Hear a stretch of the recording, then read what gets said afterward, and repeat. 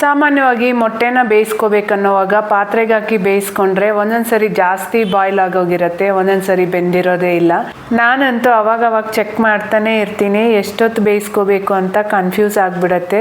ಅದಕ್ಕೆ ಅಂತ ಅಗ್ಯಾರೋ electric egg ಬಾಯ್ಲರ್ನ ತರಿಸ್ಕೊಂಡಿದ್ದೀನಿ. ಇದರಲ್ಲಿ transparent cover, measuring cup with egg pin ಹಾಗೆ ಸೇಫ್ಟಿ ಕ್ಯಾಪ್ ಸಹ ಇರುತ್ತೆ. ಹಾಗೆ pouch bowl, egg boiling tray ಹಾಗೆ ಮೇನ್ ಯೂನಿಟ್.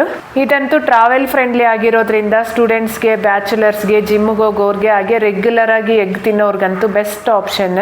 ಇದರಲ್ಲಿ ಮೊಟ್ಟೆ ಬೇಯಿಸ್ಕೊಳ್ಳೋದಷ್ಟೇ ಅಲ್ಲದೆ ತರಕಾರಿ ಎಲ್ಲ ಹಾಕಿ ಎಗ್ ಪೌಚ್ ತರ ಮಾಡ್ಕೋಬಹುದು. ಒಂದು 10 ನಿಮಿಷ ಸ್ಟೀಮ್ ಮಾಡ್ಕೊಂಡ್ರೆ ಸಾಕು. ಈ ಎಗ್ ಪೌಚ್ ಅಂತೂ ಎಷ್ಟು ಕ್ಯೂಟಾಗಿ ಬಂದಿದೆ ನೋಡಿ, ತಿನ್ನೋಕ್ಕೂ ಸಹ ತುಂಬ ಸಾಫ್ಟ್ ಆಗಿತ್ತು.